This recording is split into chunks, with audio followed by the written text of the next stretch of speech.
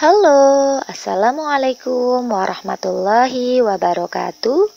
Jumpa lagi dengan saya Shita, temannya Bu Syifa dan Bu Tati. Hari ini kita akan belajar bersama tema 1, indahnya kebersamaan, subtema 2, pada pembelajaran 3.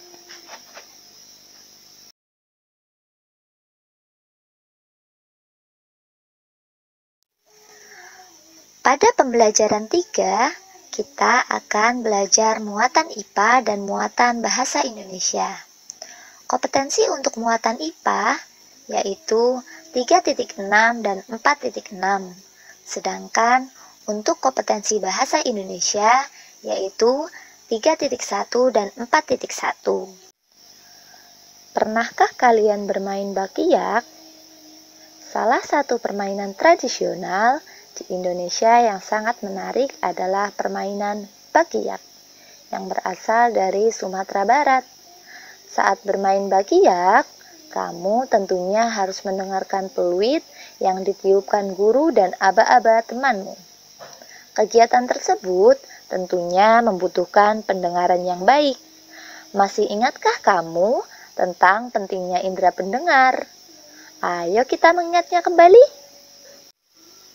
Nah, kita akan belajar bagian-bagian dari indera pendengaran yaitu telinga.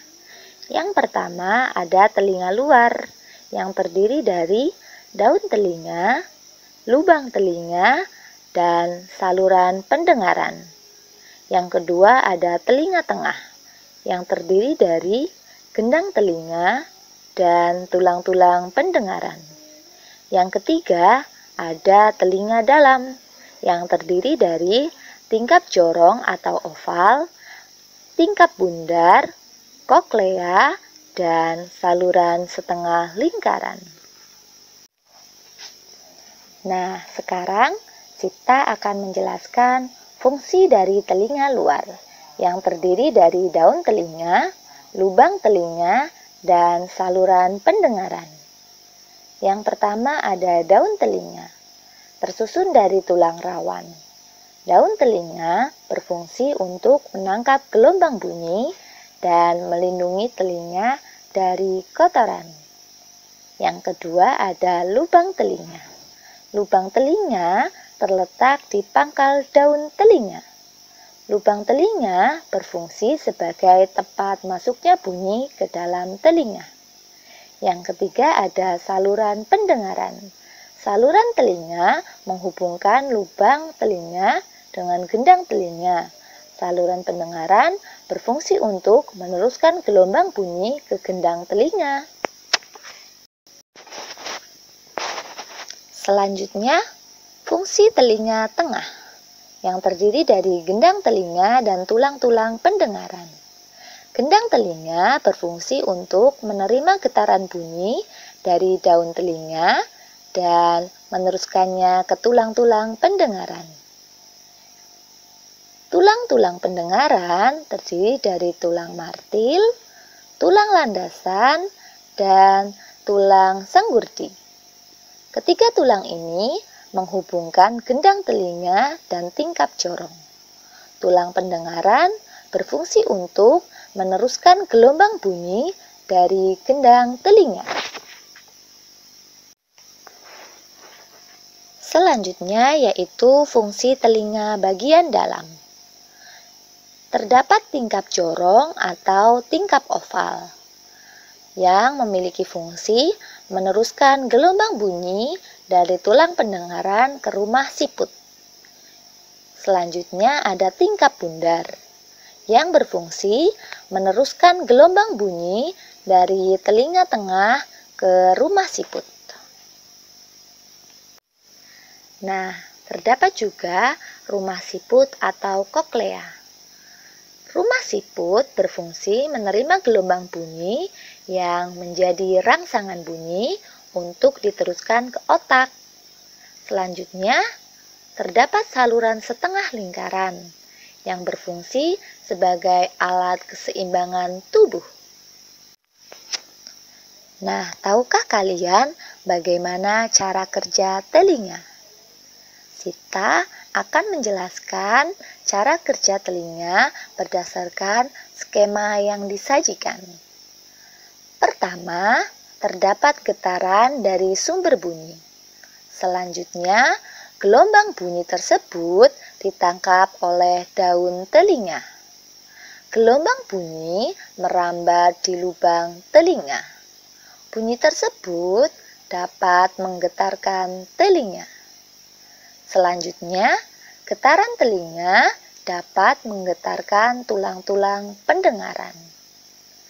Koklea menangkap getaran dan mengirimnya ke saraf pendengaran. Selanjutnya, oleh saraf pendengaran dikirim ke otak. Otak akan menerjemahkan bunyi apa yang didengar oleh telinga. Telinga sebagai alat indera pendengaran sangat penting untuk dijaga kebersihannya agar berfungsi dengan baik. Sita akan menjelaskan cara merawat telinga. Yang pertama, yaitu dengan cara menjaga kebersihan telinga. Kita dapat menjaga kebersihan telinga dengan membersihkan daun telinga dan lubang telinga. Menggunakan alat pembersih telinga yang halus dan tumpul, misalnya cotton bud atau tisu. Jangan sampai kita menggunakan benda yang tajam ya, karena dapat melukai telinga. Cara merawat telinga yang lain yaitu dengan cara menghindari bunyi yang keras. Kita sebaiknya menutup telinga jika ada bunyi yang terlalu keras, teman. Cara merawat telinga yang selanjutnya yaitu dengan cara memeriksakan telinga ke dokter. Minimal 6 bulan sekali ya. Nah, selanjutnya Sita akan mengajak kalian untuk bermain menebak sumber bunyi. Bunyi yang ditangkap telinga kita dihasilkan oleh sumber bunyi. Sumber bunyi dapat berasal dari benda-benda yang ada di sekitar. Kita dapat melakukan percobaan untuk menebak sumber bunyi dari benda sekitar. Kita lakukan percobaan seperti Eko dan teman-teman yuk. Mula-mula, Eko dan teman-teman mengumpulkan berbagai benda seperti kertas, kayu, botol, plastik, dan peluit. Setiap anak memegang satu jenis benda dan bersembunyi di tempat yang berbeda. Lalu, secara bergantian, mereka membunyikan bunyi benda tersebut. Teman-teman yang lain akan mencoba menebak sumber bunyinya. Nah, berdasarkan kegiatan tadi, kalian dapat membuat laporan kegiatan percobaan. Berikut Sita berikan contoh laporan kegiatan percobaan ya. Coba disimak baik-baik. Berdasarkan percobaan yang telah dilakukan oleh Eko dan teman-teman, dapat ditarik kesimpulan bahwa peluit, kayu, botol plastik, dan kertas merupakan contoh sumber bunyi. Kita dapat mendengar dan menebak bunyi tersebut dengan telinga kita. Telinga kita memiliki kepekaan terhadap bunyi. Telinga yang sehat memiliki kepekaan yang lebih baik. Semakin baik kepekaan telinga kita terhadap bunyi, semakin mudah pula kita mendengar dan menebak. Selanjutnya, materi bahasa Indonesia. Bacalah cerita tong sampah gotong royong berikut ini dan carilah gagasan pokok serta gagasan pendukungnya. Ayo membaca. Tong sampah gotong royong. Pagi hari, Pak Made dan keluarganya harus melakukan ibadah pagi terlebih dahulu di pura. Sementara itu, warga bekerja sejak pagi bergotong royong menyiapkan tempat sampah baru. Udin, Siti, dan Edo membantu Pak Ismail dan beberapa warga lain menganyam bilah-bilah bambu menjadi keranjang sampah. Keranjang ini akan menjadi tempat sampah kebun, seperti daun-daun kering, batang, dan buah yang berjatuhan di bawah pohon. Lani memilih untuk membantu warga yang memoleskan cat dasar putih pada ember dan drum bekas. Sumber bunyi. Ada juga warga yang menambah lubang-lubang di karung-karung plastik bekas, agar nantinya bisa dipakai kembali menjadi tempat sampah kering. Kira-kira pukul 10, Pak Made, Dayu, dan keluarganya sudah kembali dari kegiatan ibadah. Tong-tong sampah baru siap dihias. Pak Made, Ibu Made, dan Dayu berkeliling membuat pola hiasan di tempat-tempat sampah baru. Lani turut membantu Dayu. Setelahnya, warga bergotong royong mengecat dan memperindah hiasan tempat sampah.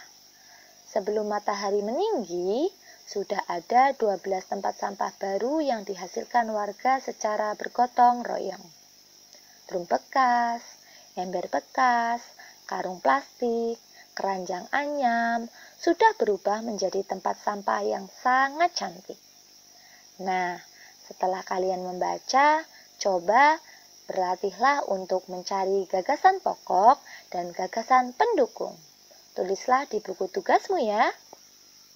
Semangat!